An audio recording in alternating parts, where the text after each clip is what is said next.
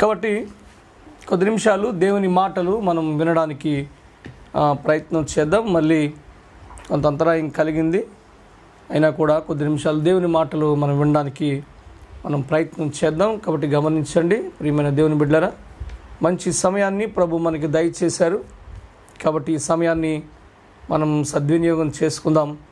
దేవుని వాక్యాన్ని ధ్యానిస్తూ మనం ముందుకి కొనసాగడానికి ప్రయత్నం చేద్దాం. బైబిల్ గ్రంథం చాలా స్పష్టంగా విషయాలన్నిటినీ మాట్లాడుతూ ఉంది. అది మనకి తెలుసు. ఏదేమైనా మరి ఈ పరిస్థితుల్లో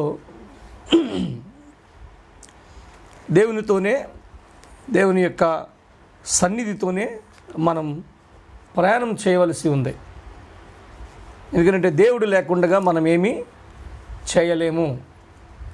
అందుకని ఈ క్వారంటైన్ లేకపోతే ఈ లాక్డౌన్ లేకపోతే ఈ గృహ నిర్బంధంలో మనం ఉంటున్నాం స్వచ్ఛందంగా. అందుకు దేవుడితోనే ఎక్కువ సమయం గడపడానికి మనం ప్రయత్నం చేద్దాం. బైబిల్ గ్రంథంలో నుంచి ఒక మాటను చదువుకుంటూ మనం ముందుకి మనం కొనసాగుదామా? ఓకే, ఒక పర్యాయం బైబిల్ గ్రంథం లోపటికి వెళ్ళి ఒక మాటను చూసుకుంటూ మనం ముందుకు వెళదాం.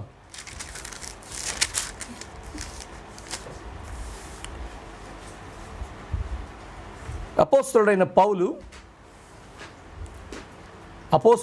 పౌలు కొలస్సీయులకు రాసిన పత్రిక.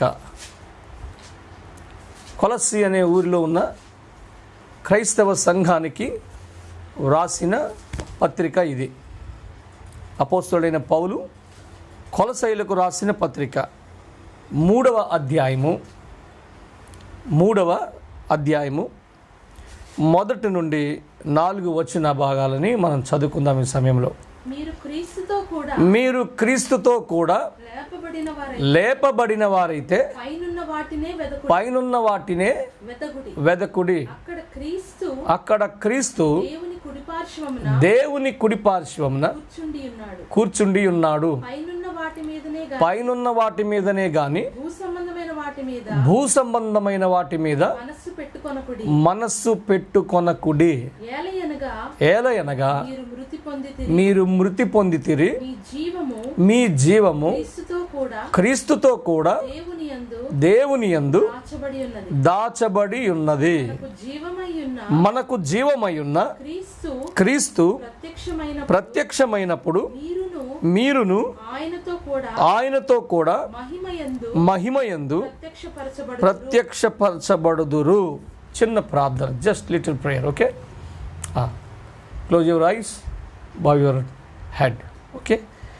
అత్యంత కృపాశీలుడు అయిన మా తండ్రి అయిన దైవమా, నీకు వేల కొలది వందనాలు, స్తుతులు చెల్లిస్తూ ఉన్నాం.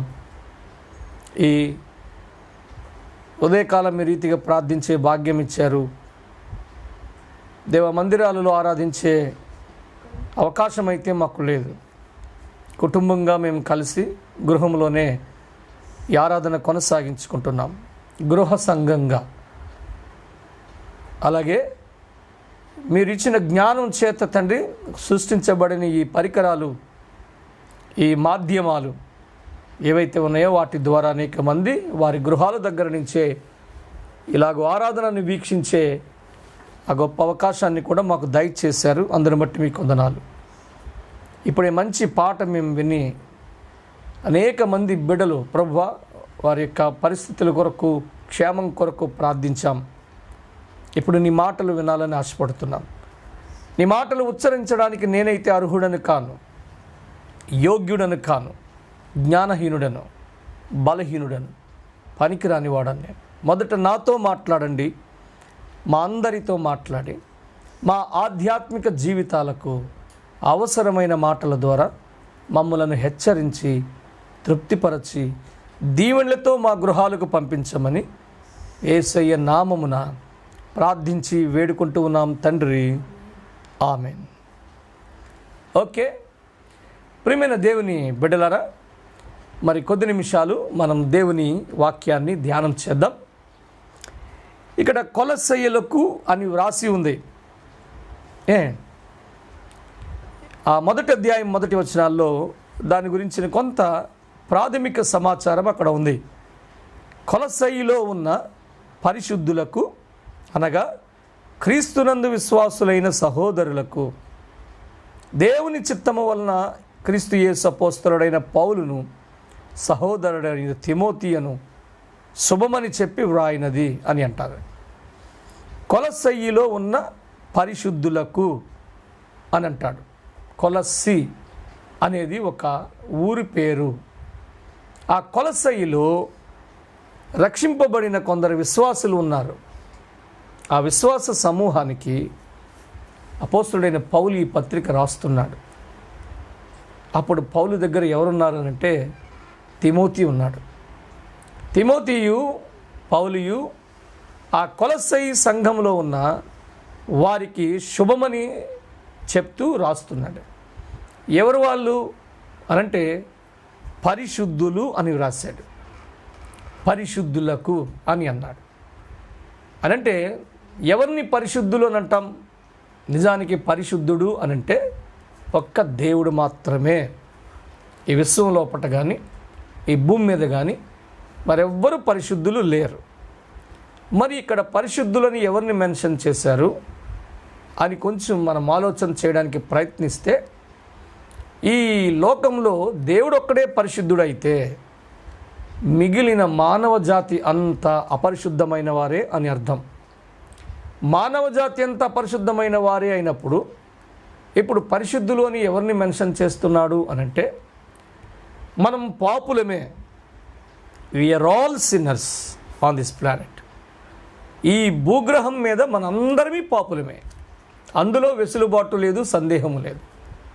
బట్ పాపులైన వారు యేసు క్రీస్తు ప్రభు వారి యొక్క రక్తము చేత కడగబడినప్పుడు మనం పరిశుద్ధతలోనికి నడిపింపబడతాం. యేసు క్రీస్తు చిందించిన పవిత్రమైన రక్తం చేత మనం పాపముల నుంచి విడిపింపబడి ఆయన నీతిమత్వం ఏదైతే ఉందో ఆ నీతిమత్వాన్ని మనం ఉచితంగా ధరించుకొని నీతిమంతులం అవుతాం. అందుకు నేనేం చెప్పదలుచుకున్నాను అంటే, రక్షింపబడిన విశ్వాసులు వారికి ఇవ్వబడిన ఐడెంటిటీస్ ఏవైతే ఉన్నాయో బైబిల్లో, అందులోపట పరిశుద్ధులు, నీతిమంతులు, దేవుని పిల్లలు, దేవుని వారసులు అనే ఇలాంటివి చాలా ఉండినట్టు మనం చూస్తాం. అందుకు మీరు బాగా గమనిస్తే ఇక్కడ కొలస్సయిలో ఉన్న పరిశుద్ధులకు అని అన్నప్పుడు వారు ఎవరో కాదు, క్రీస్తునందున్న విశ్వాసులు అని అర్థం. వెరీ నెక్స్ట్ మాట అదే. అనగా మనకు అర్థం అవ్వాలని ఆయన అంటాడు. అనగా క్రీస్తునందున్న విశ్వాసులైన సహోదరులకు అని అన్నాడు. ఇది మన ఐడెంటిటీ ఇన్ బైబిల్. అది కూడా కొత్త నిబంధన కాలం లోపట మనకివ్వబడిన ఐడెంటిటీ. ఇప్పుడు మనం ఎవరిమేనంటే పరిశుద్ధులము. పరిశుద్ధులమైన మనం ఎవరిమేనంటే క్రీస్తునందున్న విశ్వాసులము అనేది. అందుకు ఇప్పుడు ఈ పత్రిక రాస్తూ ఉన్నాడు ఎవరికేనంటే కొలస్సి అనే ఊరిలో ఉండిన రక్షింపబడిన విశ్వాస సమాజానికి, క్రీస్తునందున్న విశ్వాసులైన వారికి, పరిశుద్ధులకు ఈ పత్రికను వ్రాస్తూ ఉన్నాడు. ఈ పత్రిక వ్రాస్తూ ఆయన ఒక విషయాన్ని, ప్రాముఖ్యమైన విషయాన్ని చెప్పదలిచాడు. అదేంటి అనంటే మీరు బాగా గమనించండి ప్రియమైన దేవుని సంగమ. ఆ సంఘంలో ఉండే పరిస్థితుల దృష్ట్యా ఆయన మాట్లాడుతూ వచ్చాడు. ఈ పత్రికలన్నీ కూడా అపోస్తలుడైన పౌలు సంఘంలో ఉండే గలిబిలి, సంఘంలో ఉండే ఆ బాధాకరమైన పరిస్థితులు ఏవైతే ఉన్నాయో ఆ పరిస్థితులను, సంఘంలో ఉండే ఆధ్యాత్మిక సమస్యలను ఆయన నివృత్తి చేయడానికి ఆయన ఈ పత్రికలను రాస్తూ వచ్చాడు అనే విషయం మనకి స్పష్టంగా అర్థమవుతుంది. ఇప్పుడు మీరు బాగా గమనించండి, ఈ కొలస్సి సంఘంలో ఏమున్నాయి అనంటే చాలా ఉన్నాయి. ఈ పత్రికనంతా ఒకవేళ ధ్యానం చేస్తే అనంటే బైబిల్ స్టడీ లోపలికి వెళితే మనం చాలా విషయాలు నేర్చుకోవచ్చు. ఒక్క కొలస్సి పత్రికే కాదు, Genesis to revolution, the book of revolution అంటే ఆది కాండం నుండి ప్రకటన గ్రంథం వరకు కూడా మనం ఒకవేళ బైబిల్ అధ్యయన తరగతి లోపలికి వెళితే అనేక విషయాలను ప్రభు మనకి నేర్పిస్తాడు. అయితే మచ్చుకి మనకుండే పరిస్థితుల్లో అంటే ఏ అయితే పరికరాలు ఉన్నాయో, అంటే అందరిలాగా కార్పొరేట్ పాస్టర్స్ లేకపోతే ఎవాంజలిస్టులు లేకపోతే నాయకులు చేసేటట్టుగా మనం చేయలేకపోయినా వాటికి అనుగుణంగా దేవుని వాక్యాన్ని మనం అధ్యయన రూపంలోనే మనం ధ్యానిస్తూ ఉన్నాం. అందుకనే మిమ్మల్ని ఆశీర్వదిస్తాడు, దీవిస్తాడు, మీకు మేలు చేస్తాడు అని మిమ్మల్ని మభ్యపెట్టే పరిస్థితి లోపల వాక్యాన్ని ఏమి ధ్యానం చేయట్లేదు. నేను నిన్నటినే చెప్పాను, ఆయన ఆశీర్వదించడానికి సిద్ధంగా ఉన్నాడు. ఆయన ఆశీర్వదించే దేవుడు. ఆయన చేత ఆశీర్వదింపబడడానికి నువ్వు ఖచ్చితంగా నువ్వు అర్హుడివి.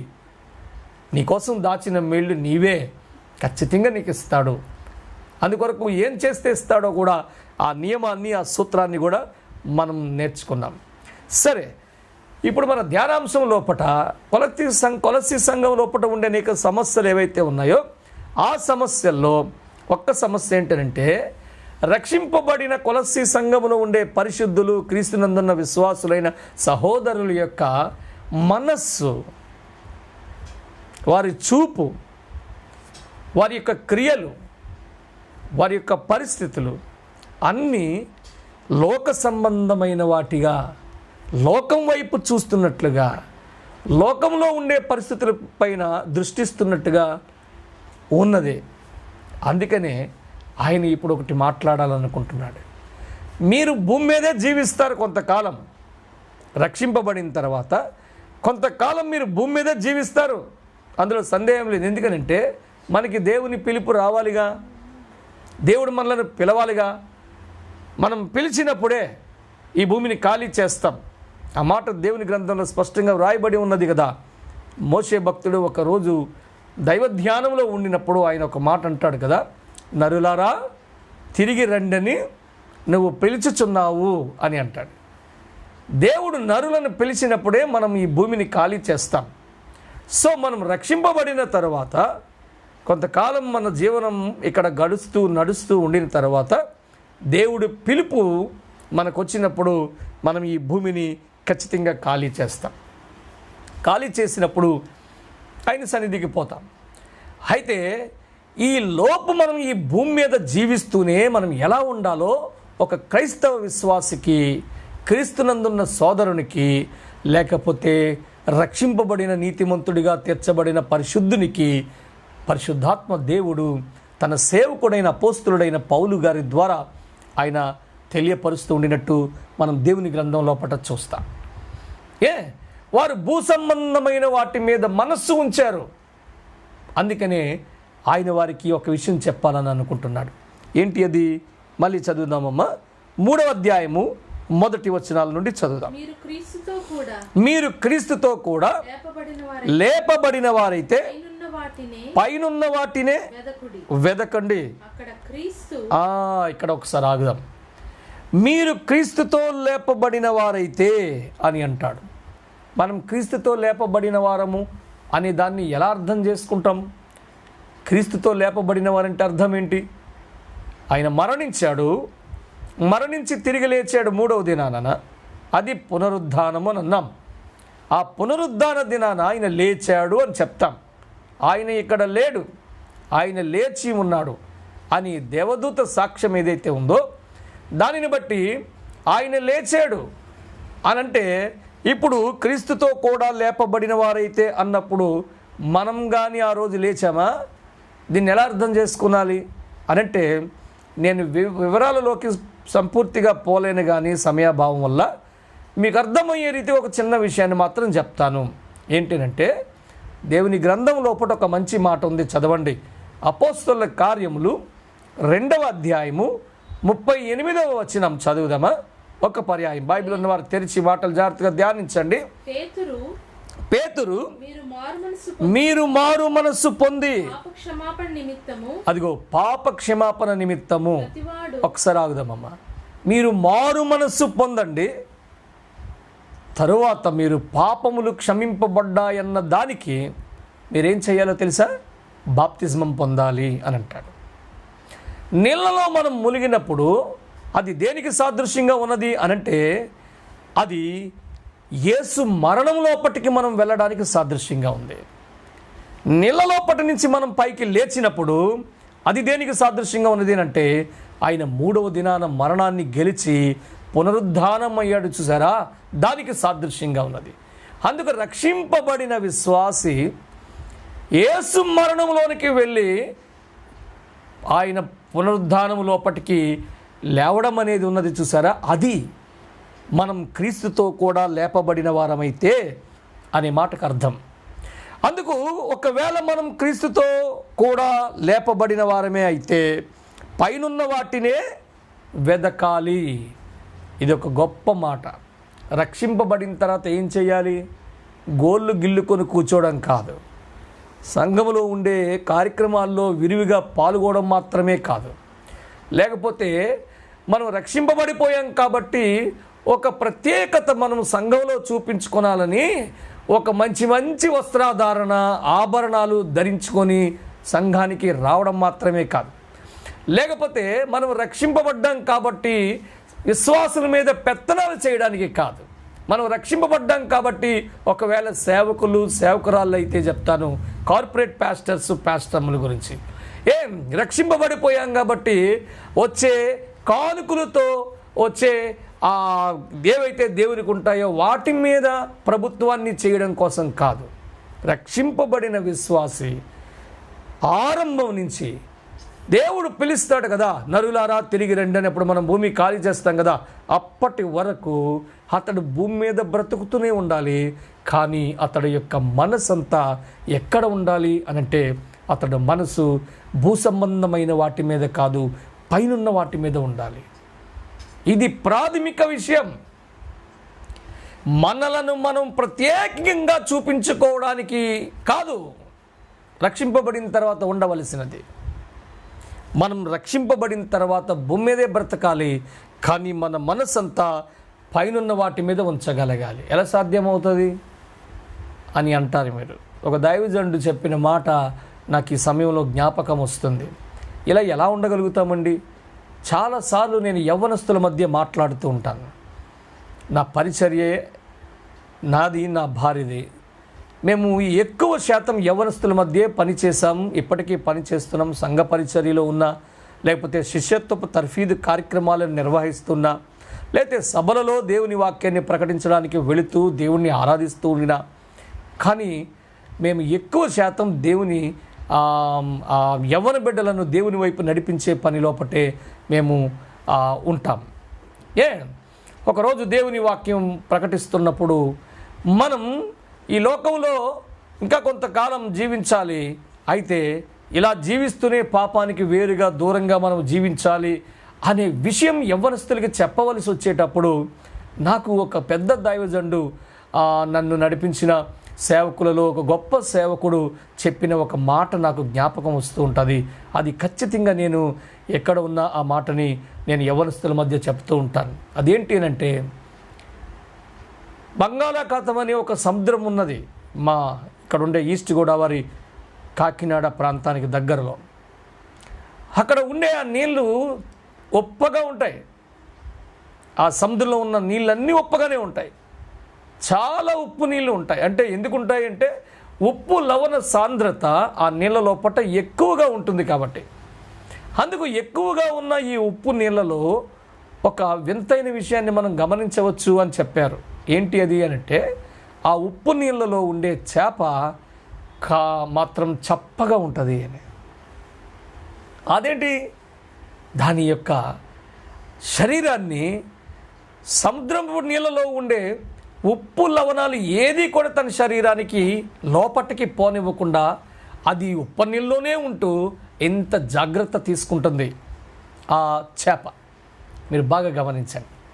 ఉప్పు నీళ్ళలో ఉండి ఉప్పు అంటించుకోకుండా ఆ చిన్న జీవి బ్రతకగలిగినప్పుడు జీవులన్నిటిలోనూ కూడా ఇంత శ్రేష్టమైన జీవివైన ఓ మానవుడా, మరి నీవు ఈ పాపలోకంలోనే ఉంటూ పరిశుద్ధంగా జీవించలేవా అనే టీచింగ్ అది.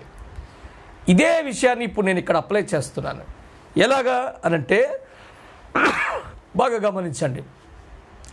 భూలోకంలోనే మనం జీవించాలి రక్షింపబడిన తర్వాత కొంతకాలం, ప్రభు పిలుపు రాలేదు కాబట్టి. కానీ ఇక్కడే ఉంటూ మన మనస్సుని పైనున్న వాటి మీద ఉంచగలగాలి అంటే ఎలా సాధ్యమవుతుందండి? భూలోకంలో ఉంటూ పరలోకం గురించి మన మనసు అక్కడ ఎలా పెడతామండి అని అనేదానికి చెప్తున్నాను. మళ్ళీ ఇదే ఇన్సిడెంట్ని, ఎగ్జాంపుల్ని నేను అప్లై చేస్తున్నాను. ఆ ఉప్పు సముద్రంలో ఉన్న ఈ చిన్న చేప ఆ ఉప్పు అంటించుకోకుండా ఎలాగైతే జీవిస్తూ చప్పగా ఉంటుందో అది దానికి సాధ్యమైనప్పుడు మరి మనకెందుకు సాధ్యం కాదు? అందుకని ఈ భూమి మీదే మనం ఉండాలి, ఈ భూమి మీదే మనం జీవించాలి ఇలాగే. బట్ ఈ భూమి మీద ఉంటూనే పరలోకం వైపు చూడగలగాలి, పరలోకం విషయాల్లో పట్ల మనం ధ్యానం చేయగలగాలి. ఏమున్నాయి పరలోకంలో అనంటే ఇక్కడే చెప్పాడు చూడండి. ఇదే కొలస్సీలకు రాసిన పత్రిక 3వ అధ్యాయం లోపట ఆ మొదటి మాట కంటిన్యూ చేద్దాం. అది మీరు క్రీస్తుతో కూడా లేపబడిన వారైతే పైనున్న వాటినే వెదకుడి. అక్కడ ఏముంది అనంటే ప్రప్రథమంగా మనలను రక్షించుట కొరకు కృపాసింహాసనాన్ని విడిచిపెట్టి, నిత్యత్వాన్ని విడిచిపెట్టి, దేవునితో సమముగా ఉండుట విడిచిపెట్టకూడని భాగ్యమని ఎంచుకొనకుండా మానవుని పోలికలో దాసుని స్వరూపాన్ని ధరించుకొని తన్ను తాను తగ్గించుకొని రిక్తునిగా చేసుకొని వచ్చి మనందరి పాపములు తన మీద వేసుకొని ఆ శిలువ మీద మనం అనుభవించవలసిన పాపపు శిక్షను ఆయన అనుభవించిన మన రక్షకుడైన యేసుక్రీస్తు ఆ పైనున్నాడు. ఎక్కడ ఉన్నాడు? ఆయన దేవుని కుడి పార్శ్వమున కూర్చుండి ఉన్నాడు అని అంటాడు. అంటే నిన్ను రక్షించి నిన్ను పరలోకం తీసుకెళ్తానని అన్నాడు కదా. నిన్ను రక్షించి పరలోకం తీసుకుపోయే ఆయన ఎక్కడికైతే తీసుకెళ్తానన్నాడో ఆ రోజు మనం యోహాను సువార్త 14వ అధ్యాయం లోపట ఆయన తన శిష్యులకి చెప్తాడు. ఈ మాట చూద్దామా? యోహాను సువార్త 14వ అధ్యాయము మొదటి నుండే చదువుదాం ఈ మాటలు. చూడండి. మీ హృదయమును కలవరపడనీయకుడి, దేవుని యందు విశ్వాసం ఉంచుచున్నారు, నా యందును విశ్వాసం ఉంచండి. నా తండ్రి ఇంట అనేక నివాసములు కలవు, లేని ఎడల ఒకవేళ లేకపోతే ఖచ్చితంగా మీతో చెప్తాను అని అంటాడు. ఆయన ఇక్కడ ఉండినప్పుడే ఒక మాట చెప్పాడు. ఏమని తెలుసా? నేను మిమ్మల్ని తీసుకువెళ్ళడానికే వచ్చాను నా తండ్రి దగ్గరకు. నా తండ్రి ఇంట అనంటే నా తండ్రి నివసించు చోట మీకు కూడా స్థానం ఉంది, మీకు కూడా స్థలం ఉంది. ఆ స్థలంని రిజర్వ్ చేసి నేను మళ్ళీ వస్తాను, తీసుకువెళ్తాను అని ఆయన ఈ లోకంలో జీవించినప్పుడే చెప్పారు. అందుకని ఆయన అక్కడికి వెళ్ళాడు. మిమ్మలను ఆయన ఈ లోకంలో జీవిస్తున్నప్పుడే ఎక్కడికి తీసుకెళ్తానని చెప్పాడో అది అక్షరార్థంగా నిజం కాబట్టి అక్కడికి వెళ్ళున్నాడు ఆయన. అక్కడనే ఉన్నాడు ఆయన. ఇప్పుడు ఏమంటాడో తెలిసినా పరిశుద్ధాత్ముడు చెప్తున్నాడు, అరే మీరు పాపములో ఉండినప్పుడు మిమ్మల్ని రక్షించుకొని మీ కొరకు ఒక స్థలాన్ని సిద్ధపరచడానికి నేను వెళుతున్నానని ఆయన ఏదైతే మీకు చెప్పాడో ఆయన అక్కడికి మిమ్మల్ని రక్షించి వెళ్ళి అక్కడ ఉన్నాడు. మీ తాలూకా అంశ అది ఇక్కడ లేదు, పరలోకంలో పట్ట ఉంది. మీకు తెలుసా మనం దేవునికి ఏమవుతామో తెలుసా? ఇప్పుడు మనం యేసుక్రీస్తుకి ఏమవుతామో తెలుసా? మన మీద మనకు అధికారం లేదు. మనం ఇప్పుడు యేసు యొక్క అధికారం కింద, దేవుని యొక్క అధికారం కింద మనం జీవించవలసిన వారమై ఉన్నాం. ఎందుకంటే పాపం యొక్క పరిస్థితులు అలాంటివి. అందుకే ఆయన అంటాడు, కొరింథీయులకు రాసిన మొదటి పత్రికలో మనం ఎప్పుడు చదివే భాగమే మరొకసారి నేను చదివిస్తున్నాను. 6వ అధ్యాయం లోపట 19వ వచనం నుండి మనం చదువుదాం ఒక్క పర్యాయం. మీ దేహము దేవుని వలన మీకు అనుగ్రహింపబడి మీలోనున్న పరిశుద్ధాత్మకు ఆలయమై ఉన్నదని మీరు ఎరుగరా? మీరు మీ సొత్తు కారు, మీరు విలువ పెట్టి కొనబడిన వారు. మిమ్మలను అంటే మనలను, పాపములో ఉండిన మనలను, పాపానికి చెల్లించవలసిన వెలను కట్టి కొనుక్కున్న మన యజమానుడు ఎక్కడున్నాడు ఇప్పుడు అని అంటే అతడు పైన ఉన్నాడు. అందుకని మనం ఈ భూమి మీదే జీవించాలి, కానీ పైనున్న వాటి మీద మన మనస్సును ఉంచగలగాలి అని దేవుని వాక్యం ఉంటుంది. పైనున్న వాటి మీద మన మనస్సు ఉంచాలి. అక్కడ ఉన్నాం మనం, అక్కడ ఉన్నాడు మన రక్షకుడు, దేవుని కుడిపార్శ్వమున అక్కడ ఉన్నాడు. ఇంకా స్పష్టంగా మనకు అర్థమవడం కోసం 2వ వచనం నుండి చెప్తాడు. చూడండి, ఇలా ఉంది. ఏమనుంది? పైనున్న వాటి మీదనే గాని భూ సంబంధమైన వాటి మీద మనసు పెట్టకొనకుడి. ఏలయనగా మీరు మృతి పొందితిరి, మీ జీవము క్రీస్తుతో కూడా దేవుని యందు దాచబడి ఉన్నది. మీరు మృతి పొందారు, మీరు మృతి పొందినవారు. దేని విషయమై? పాపముల విషయమై మృతి పొందినవారు. ఇప్పుడు జీవం విషయమై మీరు ఎవరనంటే మీరు జీవించు ఆత్మలు. మీ జీవం ఇప్పుడు చాలా భద్రంగా ఉంది. ఒకప్పుడు మనం పాపం చేయడం వల్ల ఏమైంది అంటే మన ప్రాణం అనే జీవం ఏదైతే ఉందో అది మరణం యొక్క తాకట్టు లోపటికి వెళ్ళిపోయి ఉంది. అందుకు ఇప్పుడు దాని తాకట్టు లోపట నుంచి క్రీస్తు ప్రభువు ఆయన విడిపించి, దానికి వెల చెల్లించి విడిపించి దానిని తీసుకొని వెళ్ళి భద్రంగా దేవుని వద్ద అతడు దాచి ఉంచాడు.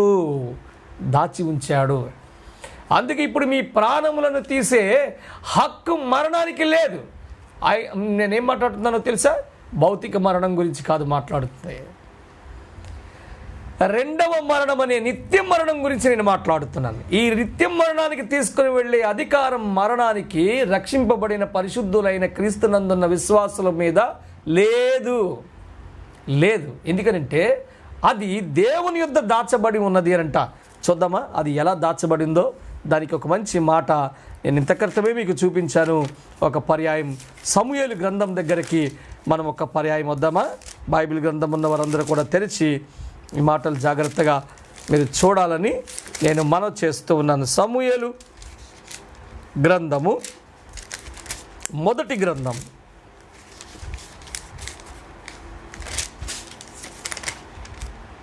25వ అధ్యాయము 29వ వచనం చదువుదాం. నిన్ను హింసించుటకైనను నీ ప్రాణము తీయుటకైనను ఎవడైనా ఉద్దేశించిన ఎడల నా ఏలిన వాడవగు నీ ప్రాణము నీ దేవుడైన యెహోవా యొద్దనున్న జీవపు మూటలో కట్టబడును అని అంటాడు. It's a bundle of living. ఎలా అర్థం చేసుకోవాలి ఇది అంటే, సంచులు ఉంటాయి, కొన్ని సంచులు. సంచి అంటారు, దాన్ని చిక్కం అని కూడా అంటారు. చిక్కం అనంటే అది ఎక్కువగా డబ్బులకి వాడతారు. నాణేలు వేసుకునే చిక్కం. అలాగే సంచులు, అది కూడా చిక్కం అన్నా సంచి అన్నా ఒకటే. అందులో కూడా బియ్యమో లేకపోతే మరొకటి వేస్తారు. ఈ బియ్యపు సంచులు, ధాన్యపు సంచులు, గోధుమ సంచులు, పంచదార సంచులు, ఇలాంటి సంచులు బోల్డ్ ఉంటాయి మన దగ్గర. కొంతమంది దగ్గర అయితే చిక్కవులు ఉంటాయి. పూర్వకాలపు స్త్రీలు పెద్దవారి దగ్గర చిక్కం ఉండేది, అందులో పుట్టిన నాణేలు ఉంటాయి. మన దగ్గర ఇలాంటి చిక్కాలు, సంచులు ఉంటాయి. కానీ సృష్టికర్త అయిన దేవుడి దగ్గర ఒక చిక్కం ఉంది, ఒక సంచి ఉంది. ఆ సంచి లోపట ప్రాణములు ఉంటాయి. దానికి పర్యాయ పదము జీవములు అందులో కట్టబడి ఉన్నాయి అని. ఇదే మాట పరిశుద్ధాత్ముడు కొలస్సీ సంఘానికి ఇక్కడ చెప్తాడు. ఏమంటాడు అనంటే, ఏమని రాస్తుందమ్మా? ఏలయనగా మీరు మృతి పొందితిరి, మీ జీవము క్రీస్తుతో కూడా దేవుని యందు దాచబడి ఉన్నది. భద్రంగా ఉంది మీ జీవం. ఈ జీవాన్ని ఎవ్వరూ ఏమీ చెయ్యలేరు. మరణానికి దీని మీద అధికారం లేదు. అర్థమైందా? ఇలాంటి జీవప్రదాత ఎవరనంటే యేసుక్రీస్తు. ఆయన జీవింపచేయు ఆత్మగా ఈ లోకంలో పట్ల ఉండాడు. ఈ మాటను మనం చూస్తాం కదా. కొరింథీయులకు రాసిన మొదటి పత్రిక 15వ అధ్యాయము 45వ వచనం లోపట ఇలా రాసి ఉంది. ఏమని?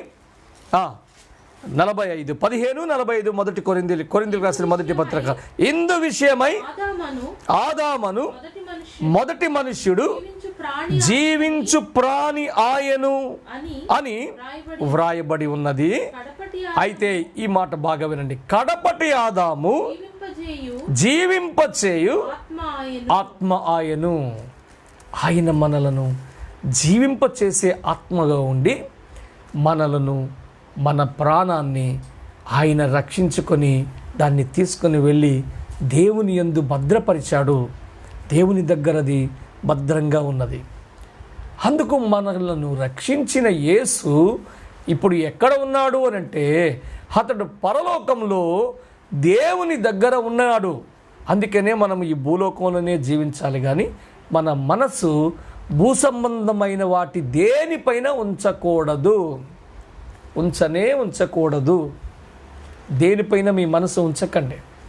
దేనిపైన మీ మనసు ఉంచినా ప్రశాంతతని కోల్పోతారు మీరు, నెమ్మదిని కోల్పోతారు మీరు.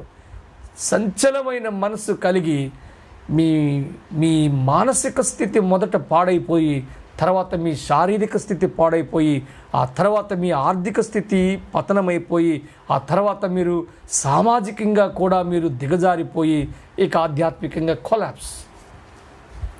ఇలాంటి పరిస్థితి లోపల ఉంటాం మనం. రక్షింపబడిన విశ్వాసులు ఖచ్చితంగా వారి మనసుని భూసంబంధమైన వాటి మీద ఉంచకూడదు. బ్రతకాలి కదా, అందుకు 3 పూటలు తినాలి. అందుకు దాని విషయం కాదు, ఇవన్నీ జరుగుతూ ఉంటాయి. ఎన్ని వ్యాధులున్నా ఇవి జరుగుతాయి. ఎన్ని వ్యాధులున్నా పొద్దున్న లేచిన వెంటనే కాలకృత్యాలు తీసుకోవాలి. ఎన్ని బాధల సమస్యలున్నా ఉదయం లేచిన వెంటనే కాలకృత్యాలు అయిపోయిన తర్వాత కొంత అల్పాహారం తీసుకోవాలి. ఎన్ని ఇబ్బందులు, కష్టాలు, శోధనలు, వేదనలు, బాధలున్నా మధ్యాహ్నం అయ్యేసరికి ఈ కడుపని సంచి లోపటికి కాస్త భోజనాన్ని పడేయాలి. ఆ తర్వాత మన పనులు సాగిస్తూ మరలా సాయంత్రం అయ్యే టైంకి మళ్ళీ ఈ కడుపని సంచి లోపటికి, జానడ పొట్ట లోపటికి ఏదో కాస్త పడేయాలి. ఇది దైనందిన జీవితంలో ఒక మెకానికల్ ప్రాసెస్. ఇది ఖచ్చితంగా జరుగుతుంది. ఇవి జరగాలి. అయితే వీటికి మినహాయించి నువ్వు ఏదైనా కూడా నువ్వు ఈ భూ సంబంధమైన వాటిపైన నీ మనసుని ఉంచకూడదు. ఖచ్చితంగా మనం పైనున్న వాటి మీదే ఉంచాలి అని. ఇదంతా బాగే ఉందండి. వాక్యం ఇలా ఉంది కాబట్టి మీరు ఇలా చెప్తూ ఉన్నారు. సరే, నాకు మీరు అడుగుతారు ప్రతి దానికి కూడా మీకు ఆధారాలు కావాలి, ఎవిడెన్సెస్ కావాలి, అది హేతుబద్ధంగా తర్కబద్ధంగా ఉండాలి. అందుకు హేతు అడుగుతారు మీరు హేతు అడుగుతారు కాబట్టి హేతు అడుగు ప్రతివానికి కూడా జవాబు చెప్పాలి అని కూడా బైబిల్ చెప్పింది కదా. అందుకు మీరు హేతు అడుగుతారు. సరే, ఏదండి మేము ఎలాగండి ఇక్కడ ఎలా ఉండగలుగుతామండి, మాకు అక్కడ మాకేం పనండి, మేము వెళ్తామో లేదో ఏమండి మాకు, ఇలాంటి అపనమ్మకాలతో అల్ప విశ్వాసంతో ఇటు అటు ఉండే కొన్నిసార్లు ఆ పరిస్థితుల లోపల కూడా మనం జీవిస్తూ ఉంటాం కొన్నిసార్లు కదా. రక్షింపబడిన తర్వాత జరిగిన ఒక ప్రాముఖ్యమైన కార్యాన్ని ఇప్పుడు చెప్తాను నేను. రక్షింపబడిన తర్వాత మన ప్రాథమిక విషయం మన మనసు పైన వాటి మీద ఉంచాలనేది ఎంత వాస్తవమో, రక్షింపబడిన తర్వాత నీకు ఇవ్వబడిన గొప్ప నిత్యత్వపు ఆశీర్వాదాల్లో ఒక గొప్ప ఆశీర్వాదం ఏంటి అని అంటే, ఇప్పుడు చూడండి బైబిల్ లోపల చాలా స్పష్టంగా వ్రాసి ఉండిన ఒక మంచి మాట నేను మీకు జ్ఞాపకం చేయడానికి నేను ప్రయత్నం చేస్తాను. అపోస్తలుడైన పౌలు ఫిలిప్పీలో ఉండిన సంఘానికి ఒక పత్రికను వ్రాస్తూ ఉన్నాడు. ఈ సమస్య అక్కడ కూడా వచ్చింది. మేము కాన్ఫిడెంట్గా ఉండలేకపోతున్నామండి, అది ఎలాగండి అని అనేవారు అప్పుడు ఆ కాలంలో కూడా ఉన్నారు. అందుకు వారితో మాట్లాడుతున్నాడు పరిశుద్ధాత్మ దేవుడు. మీరు బాగా గమనించండి. ఫిలిప్పీలకు రాసిన పత్రిక అంటే నువ్వెవరో ఏంటో, రక్షింపబడిన తర్వాత నీ పరిస్థితి ఏంటో, ఈ పరిస్థితులన్నింటినీ చాలా స్పష్టంగా దేవుడు మనతో మాట్లాడుతున్నట్టుగా మనం చూడగలుగుతాం కదూ. అవును, చదవండి. ఫిలిప్పీలకు రాసిన పత్రిక 3వ అధ్యాయము. నువ్వు నిశ్చింతగా ఉండవచ్చు, నువ్వు ధైర్యంగా ఉండవచ్చు. అంత చక్కని భరోసా ఇచ్చాడు దేవుడు, అంత బాధ్యతాయుతంగా ఆయన ఉంటాడు. అర్థమైందా? ఫిలిప్పీలకు రాసిన పత్రిక 3వ అధ్యాయం లోపట ఒక మంచి మాట ఉంది. 20వ వచనం చదువుదాం. 3వ అధ్యాయము మన పౌరస్థితి పరలోకమందున్నది, అక్కడ నుండి ప్రభువైన యేసుక్రీస్తు అను రక్షకుని నిమిత్తము what a wonderful joys wares అంటే బైబిల్లో పట్ట కదా. ఎంత మంచి మాట చూడండి. ఎప్పటి వరకు మనం ఏదైతే టీచ్ చేసుకుంటున్నామో అదంతా ఈ ఒక్క మాట లోపల పొందుపరిచి దేవుడు వచ్చినట్టు మనం గమనించగలుగుతాం. ఆయన ఏమంటాడో తెలుసా? మన పౌరస్థితి, లేకపోతే ఇలా అందాం అర్థం అవ్వడం కోసం, మన పౌరసత్వం, అవర్ సిటిజన్షిప్, పౌరసత్వం. ఇక్కడ చెప్తారు ఈ దేశంలో ఈరోజు కోవిడ్-19 ప్రాబ్లం రావడం వల్ల కొన్ని ఇంటిలోంచి ఇలా డైవర్ట్ అయ్యాం, కానీ భారతదేశం ఉండే పరిస్థితుల లోపల మరి ఈ పౌరసత్వ బిల్లులు, పౌరసత్వ చట్టాలు, అమలులు, ఆ సెన్సస్ గణాంకాలు, వీటన్నిటి మీద భయంకరమైన తీవ్రమైన చర్చ రచ్చ జరిగిందిగా.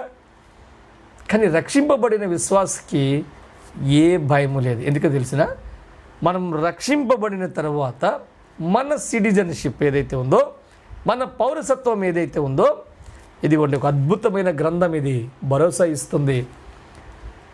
మీ పౌరసత్వం ఎక్కడుంది అని అంటే పరలోకమందు ఉన్నది అని అంటాడు. ఈ లోకంలో కాకపోవచ్చు, బట్ మన పౌరస్థితి పరలోకం లోపట ఉండినది అని ప్రభు అంటాడు. పరలోకంలో ఉంది అని అంటాడు. ఆ పరలోకంలో మనకి పౌరసత్వం ఇచ్చిన వాడు కూడా ఎలా ఉన్నాడనంటే, అక్కడ నుండి ప్రభు అయిన యేసుక్రీస్తు రక్షకుడు ఉన్నాడు. అందుకని ఈ లోకంలో జీవించినప్పటి నుంచే మన పౌరసత్వం పరలోకంలో ఉంది అని, పరలోకంలో ఉంది అని ఈ భూమి మీద నుంచి మనలను రక్షించి ఈ పౌరసత్వం, పరలోకానికి పౌరసత్వాన్ని సంపాదించడం చాలా కష్టం. అమెరికాకి గ్రీన్ కార్డు సంపాదించడం ఈజీ, యూరోప్ దేశాలకి పిఆర్ పర్మనెంట్ రెసిడెంట్ సంపాదించడం కూడా ఈజీ అవుతుంది. ఈజీనే.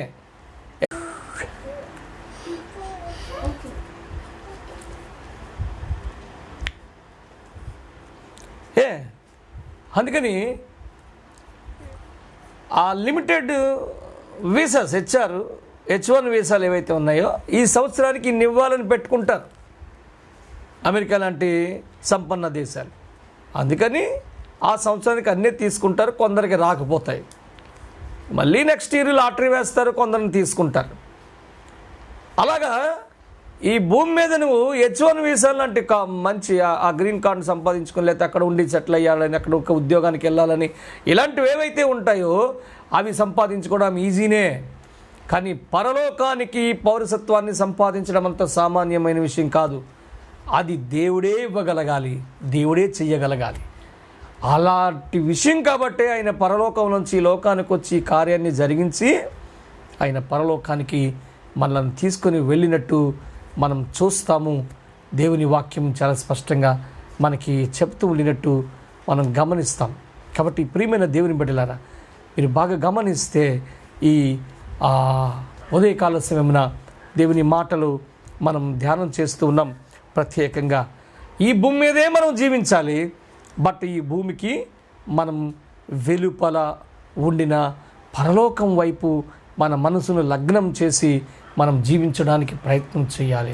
మన మనస్సుని భూ సంబంధమైన వాటి మీద కాకుండా పరలోక సంబంధమైన వాటి మీదనే ఉంచి మనం జీవించాలి. ఇది ఖచ్చితంగా నేర్చుకునండి. అప్పుడు నెమ్మది ఉంటుంది, ప్రశాంతత ఉంటుంది, ఆహ్లాదంగా ఉంటుంది మన హృదయం. ఒక దైవజనుడు చెప్పిన ఒక మాట చెప్పేసి నేను ప్రార్థన చేస్తాను. ఆ దైవజనుడు ఇలా చెప్పాడు, మనకి 4 దిక్కులు ఉన్నాయి. 4 దిక్కుల్లో ముందు దిక్కులోకి చూస్తే అంత వేదనే, ఒక దిక్కులోనేమో అంత కష్టమే, మరొక దిక్కులో అన్ని శ్రమలే, ఒక దిక్కులో అన్ని వ్యాధులే. 4 దిక్కుల్లో ఇలా ఉన్నాయి. ఇప్పుడు నువ్వు ఏ దిక్కు చూసినా కూడా ఏది నీకు మంచిది లేదు. అందుకు ముందుకు చూస్తావా, అక్కడ అన్ని వేదనలే. వెనక్కి చూస్తావా, అక్కడ అన్ని శ్రమలే. కుడి పక్కకు చూస్తావా, అక్కడ అన్ని శోధనలే. ఎడం పక్కకు చూస్తావా, ఇక్కడ అన్ని శ్రమలే, వ్యాధులే. 4 పక్కలకు ఎటు పక్క చూసినా కూడా ఇలాగే ఉంది. అందుకని ఆయన అంటాడు, ఏ దిక్కు వైపు నువ్వు చూడొద్దు, నువ్వు పైకి చూడు అంటాడు. పైన ఏముంది? పైన ఏముంది అని అంటే నెమ్మది ఉంది, సంతోషం ఉంది, సమాధానం ఉంది, ప్రేమ ఉంది. అబ్బో ఏమైనా చెప్తాం కదా. ఎందుకు అక్కడ ఉన్నాయనంటే అక్కడ దేవుడున్నాడు, అక్కడ నిన్ను రక్షించిన యేసుక్రీస్తు ప్రభు ఉన్నాడు. అందుకని ఈ లోకంలో ఈ భూ సంబంధమైన ఈ దిక్కుల వైపు వీటి వైపు నువ్వు చూడొద్దు. నీ మనసు పైకి పెట్టి చూడు. అక్కడ నీ రక్షకుడు, నీ దేవుడు ఉన్నాడు. ఆయన నీకు నెమ్మదిని, ప్రశాంతతను, సమాధానాన్ని ఆయన నీకు అనుగ్రహిస్తాడు. పరలోకంలో ఉండే సమాధానము, నెమ్మది, సంతోషాలని నువ్వు భూమి మీదే అనుభవించాలి అని అంటే నువ్వు భూమి మీద జీవిస్తూనే నీ మనసుని పరలోకం మీద ఉంచగలిగితే ఖచ్చితంగా వాటిని అనుభవించగలుగుతావు. ఆ భాగ్యంలోకి వెళదాం. ఎందుకంటే ఎన్నో వ్యాధులు, ఎన్నో బాధలు, ఎన్నో సమస్యలతో తల్లడిల్లిపోతూ విశ్వాసులు వారి బాధల గురించి, వాటి గురించి చెప్పుకుంటూ ఉంటారు కదా. వారి ఆకలి బాధల్ని, వారి యొక్క సమస్యల్ని, వారి ఆర్థిక పరిస్థితుల్ని వారు చెప్తున్నప్పుడు, వింటున్నప్పుడు హృదయ విదారకంగా మారిపోతూ ఉంటుంది కదా. ఇలాంటి పరిస్థితుల్లో ప్రభువా ఏంటి అని అడిగితే అంటాడు, ఇంకొంతకాలం మీరు బ్రతకవలసి ఉంది ఈ భూమి మీద. ఈ బ్రతికే లోపు మీరు మీ మనసుని ఇక్కడ ఉంచకండి, మీ మనసుని పైన ఉన్న వాటి మీద ఉంచండి. ఒకరోజు అక్కడికి వచ్చేస్తారు. సంపూర్ణమైన వాటిని అక్కడ అనుభవిస్తాము. బట్ దానికి నక్కలుగా ఈ భూమి మీద మనం వాటిని అనుభవించగలుగుతాం. ఆ భాగ్యం ఇవ్వడానికి యేసయ్య సిద్ధంగా ఉన్నాడు, దేవదేవుడు సిద్ధంగా ఉన్నాడు. కాబట్టి ప్రియమైన దేవుని బిడ్డలారా, ఈరోజు మనం నేర్చుకునే మంచి పాఠం ఏంటంటే ఈ భూమి మీదే మనం జీవిస్తాం, తప్పదు. బట్ పైన వాటి మీద మనసు ఉంచుతూ మనం జీవిద్దాం. ఒక చిన్న చేప ఉప్పు సముద్రంలో బ్రతుకుతూ ఉప్పు రజనంటించుకోకుండా, ఉప్పు లవణాలను తన శరీరం లోపటికి పోనీయకుండా తనను తాను భద్రపరుచుకొని కట్టడి చేసుకొని ఉప్పులోనే బ్రతుకుతూ చప్పగా జీవించే చేపకి సాధ్యం అయినప్పుడు మరి ఈ భూమి మీదే జీవిస్తూ భూ సంబంధమైన వాటిపైన మనసు ఉంచకుండా పరలోక సంబంధమైన వాటిపైన మనసు ఉంచగలగడం సాధ్యమే. మనం ఖచ్చితంగా అలాంటి పరిస్థితి లోపల ఉండడానికి మనం ప్రయత్నం చేద్దాం. దేవుడు అలాగా మీ జీవితాల్లో నెమ్మదిని, సంతోషాన్ని, ప్రశాంతతను, సమాధానాన్ని దయచేయనుగాక. దేవుని భయం కలిగి జీవిద్దాం. నేను నేర్చుకున్న పాఠాల్లో ఒక ప్రాముఖ్యమైన పాఠం ఇది. దినాలు చెడ్డవి, భయంకరమైన దినాలు. దేవుని భయము చేత బ్రతుకుదాం. దేవుని యందు భయభక్తులు కలిగి బ్రతుకుదాం. దేవుని సన్నిధిలో వణుకుతూ మనం భయపడుతూ బ్రతుకుదాం. ఎందుకంటే ఎప్పుడు ఏ ప్రమాదకరమైన పరిస్థితుల లోపల మనం జారిపోతామో తెలియని భయానకమైన పరిస్థితులు మన చుట్టూ అలముకొని ఉన్నాయి. కాబట్టి దేవుని భయం లేకపోతే ప్రియమైన దేవుని బిడ్డలారా మనం కూడా పతనమైపోతాం. ఇప్పటికి బాగున్నామా? ఈ బాగుని బాగుగానే ఉంచుకుందాం. వెనక్కి తిరిగి చూడొద్దు.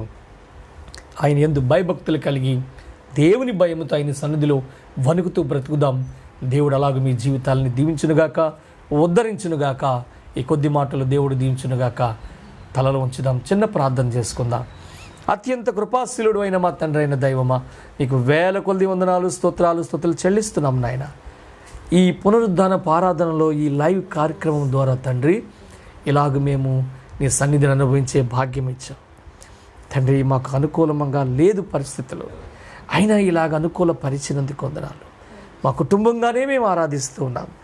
ఈ తండ్రి కార్యక్రమం, ఈ లైవ్ ద్వారా ఎందరైతే వారి కుటుంబాలతో కలిసి నాయన వీక్షిస్తూ ఆరాధించారో వారందరి జీవితాల్లో తండ్రి ఈ వాక్యాన్ని ఫలింపచేయండి తండ్రి. అయ్యా, భూమి మీద ఉన్న వాటిపైన చూడడం వల్లే ఈ సమస్యలు వస్తున్నాయని, అది ఏదైనా మాకు తండ్రి తినడానికి కొంత ఉంది, అది కాకుండా ఇంకా శ్రేష్టమంది కావాలని చూస్తే మేము ఇబ్బందులు పడతాం. అయ్యా, మాకు ఒక సుఖం ఉంది, శారీరక సుఖం, దీనికంటే ఇంకా సుఖం కావాలని కోరుకుంటే మేము కష్టాలు పడతాం తండ్రి. మాకు ఉన్నది ఒకటి, దానికంటే ఎక్కువ ఉండాలని మేము కోరుకుంటే మేము కష్టపడతాం నాయన. అందుకని భూ సంబంధమైన వాటిపైన మా మనసు ఉంచకూడదని మాతో మాట్లాడారు. పరసంబంధమైన పరలోకం వైపు మా మనసు ఉంచాలన్నారు. అక్కడ మాకు ఏముంది అంటే మాకు పౌరసత్వం ఉంది నాయన. మమ్మల్ని రక్షించిన మా రక్షకుడైన మా దేవదేవుడు, మహాదేవుడు యేసుక్రీస్తు ప్రభు అక్కడ ఉన్నాడు నాయన. మా జీవాన్ని దేవుని దగ్గర భద్రపరిచిన దేవుడు అక్కడ ఉన్నాడు. నీకు వందనాలు నాయన. అందుకే మీరు మాట్లాడారు, భయము కలిగి జీవించండి, దేవుని సన్నిధిని వనకండి అని మీరు మాట్లాడారు నాయన. ఒకవేళ మేము భయం లేక వనకకుండా మేము బ్రతికితే మేము భయపడి వణికి పడేలాగా మీరు చేస్తారు నాయన. అక్కడ వరకు మేము రాకూడదు ప్రభువా. ఇప్పుడే మేము సిద్ధపడి మేము భయపడి వణుకుతూ నీ సన్నిధి లోపట నిన్ను ఆరాధిస్తూ మహిమపరుస్తూ నిన్ను ఘనపరిచే స్థితి లోపట ఉంచమని ఈ మాటలు విన్న ప్రతి బిడ్డను దీవించి వారి హృదయాలలో వాక్యాన్ని పదిలపరిచి భద్రపరిచి బలపరచమని మీకే మహిమ ఘనత ప్రభావం ఆరోపిస్తూ నా కొరకు మరణించి మరణాన్ని గెలిచి త్వరలో రానయ్యున్న యేసు పుణ్యనామమును ప్రార్థించి వేడుకుంటున్నాం తండ్రి. Amen, amen, amen. ఇప్పుడు మన తండ్రి అయిన దేవుని యొక్క అపారమైన ప్రేమ, కుమారుడైన యేసుక్రీస్తు ప్రభు వారి యొక్క ఉచితమైన కృప, పరిశుద్ధాత్మ దేవుని యొక్క ఆదరణ, అన్యోన్య సహవాసము, సమాధానము ఇక్కడ ఉండిన కుటుంబానికి, ఆయా స్థలాలలో ఉండి కుటుంబాలుగా వీక్షిస్తూ ఆరాధిస్తున్న బిడ్డలకి, వాక్యాన్ని ప్రేమించి ఈ లైవ్ని వీక్షిస్తున్న ప్రతి బిడ్డకును సదాకాలం తోడైండునుగాక. Amen, amen, amen. Thank you one and all. మీకందరికీ ప్రత్యేకమైన నా వందనాలు తెలియపరుస్తున్నాను. మంచి సమయాన్ని ప్రభు మనకిచ్చాడు, అందును బట్టి దేవదేవునికి వందనాలు. ప్రతిరోజు కూడా సాయంత్రం 8 గంటలకి ఒక లైవ్ ప్రోగ్రాం వస్తుంది. ఒక చక్కని పాట, ఒక ప్రత్యేకమైన పరిశుద్ధ గ్రంథపు అధ్యయనం జరుగుతుంది. కొన్ని ఆధ్యాత్మిక సమస్యలు ఏవైతే ఉన్నాయో వాటిని నివృత్తి చేసుకుంటూ ఉన్నాం కూడా. దేవుడు ఆ భాగ్యం ఇచ్చాడు. ఏదైనా సందేహాలు ఉంటే మీరు చక్కగా నా వాట్సాప్ నెంబర్ స్క్రీన్ మీద ఉంది, మీరు వాట్సాప్ చేయండి.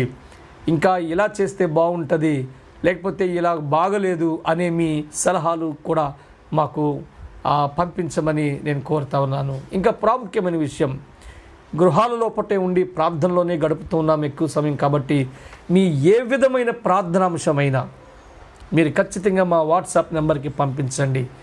ఇప్పుడున్న పరిస్థితుల్లో పట్ట ప్రధానమైన ప్రార్థనాంశము కోవిడ్-19 నుంచి విడుదల. దాని కొరకు ప్రార్థిస్తున్నాము.